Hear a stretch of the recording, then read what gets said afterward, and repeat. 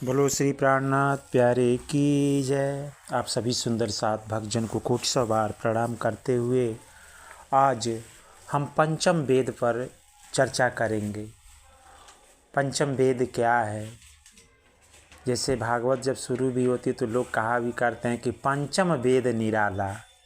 तो वास्तव में आज जानने का हम सभी के बीच ये मुख्यतः कड़ी है कि ये पंचम वेद है क्या इस संसार में, क्योंकि सभी भक्तजन चार ही वेद आज तक जानते आए हैं कि ऋग्वेद, सामवेद, अथर्ववेद, यजुर्वेद।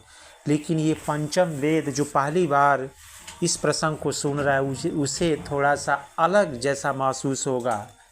तो सभी भक्तजन बड़े ध्यान से आप सुनेंगे कि ये पंचम वेद क्या है। पंचम वेद का जो बुक है उसका नाम है स्वसम वेद। स्वसम वेद इसके 3 पार्ट हैं।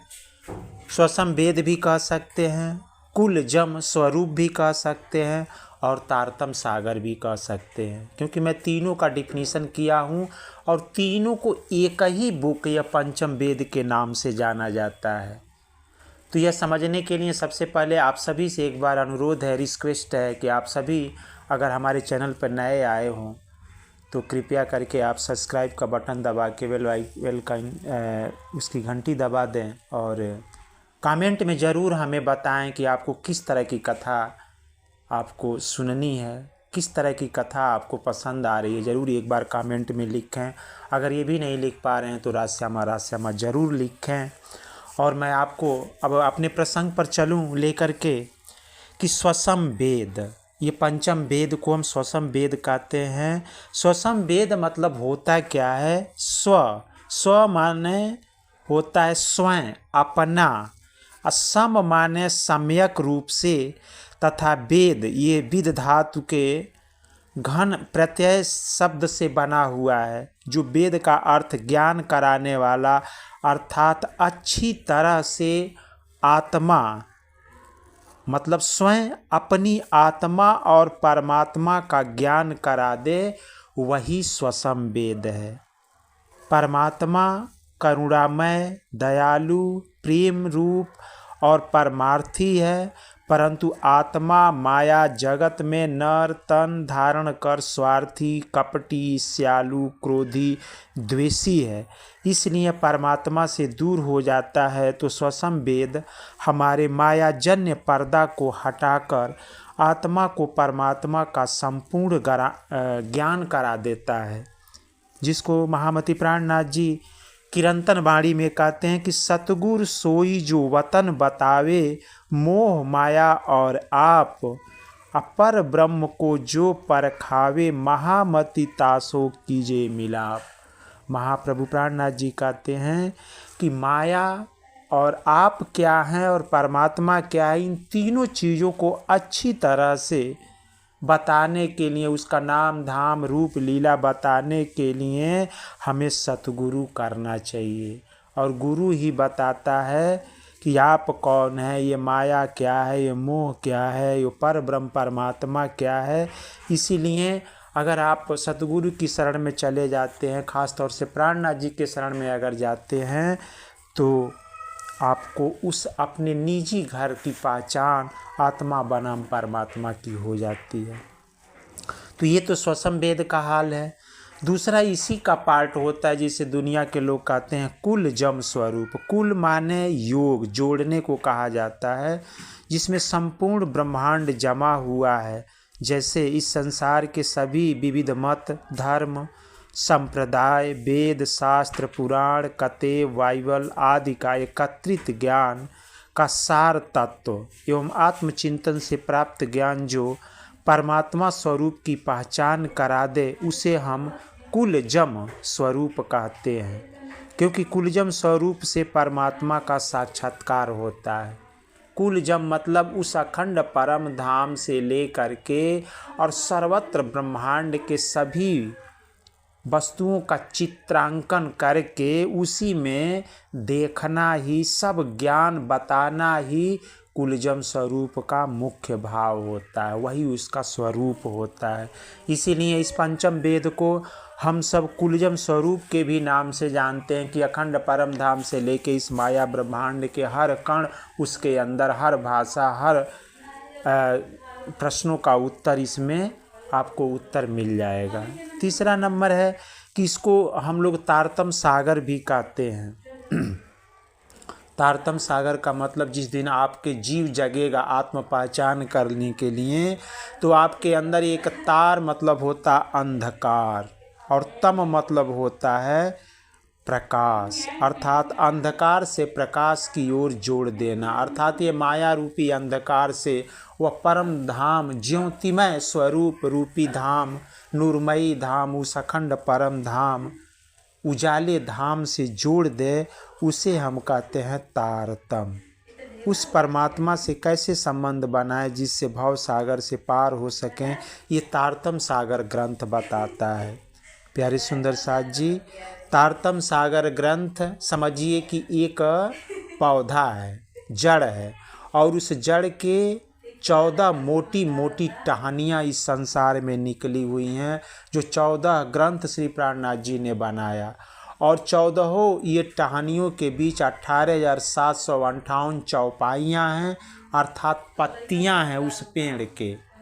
यही एक सनातन पौधा है। सनातन धर्म समझिए या पौधा समझिए या तारतम सागर समझिए कि उस अखंड परम धाम रूपी सागर में एक ऐसा यह पौधा तारतम है, जो पौधा का नीचे की तरफ उसका फल फूल पत्तियां नीचे की तरफ पसरी हुई है।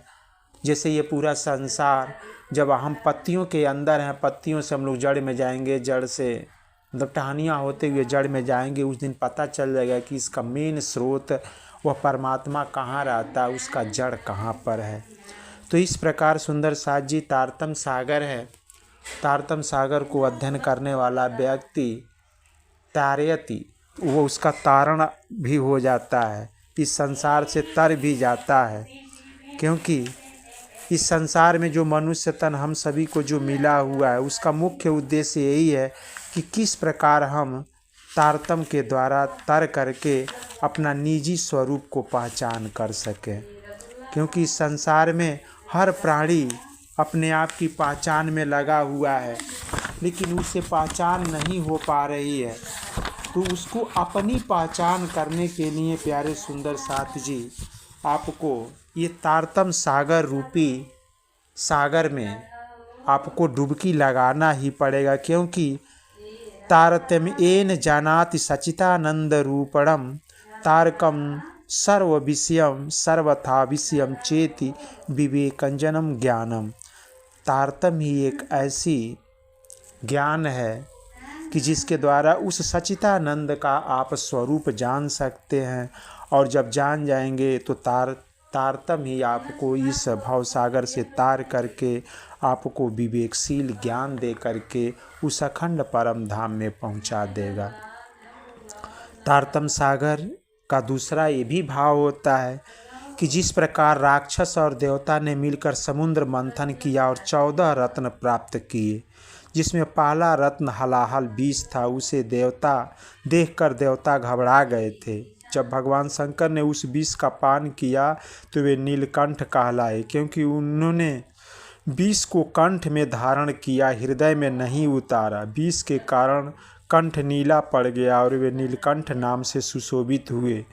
आखिरी रत्न अमृत मिला, जो देवताओं ने पान किया और अमर हो गए। उसी प्रकार महामति प्राणनाथ जी ने भी विविध मत संप्रदाय, वेद, धर्म, शास्त्र, कते, बाइबिल आदि सब सागर रूपी समुद्रों से 14 रूपी रत्न प्राप्त किए, जिसमें पहला रास ग्रंथ में प्रथम प्रकरण माया का हलाहल विष है।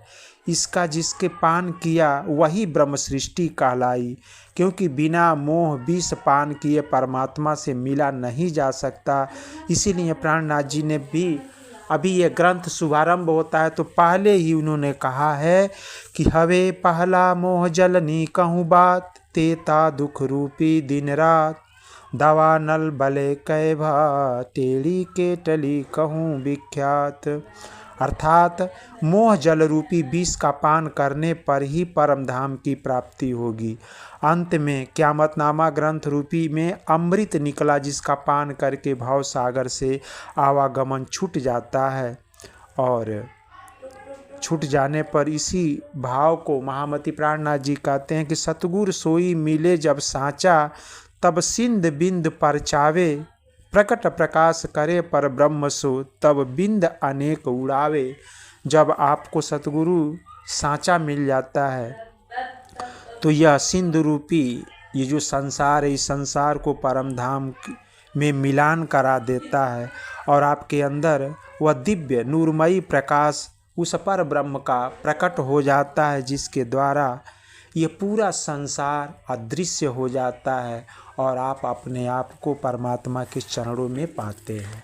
इसीलिए इस संसार में यह सारा का सारा ज्ञान समझने के लिए आपको सच्चे गुरु की आवश्यकता है, और सच्चे गुरु को जो प्राप्त कर लेता है तो उसकी नैया पार हो जाती है।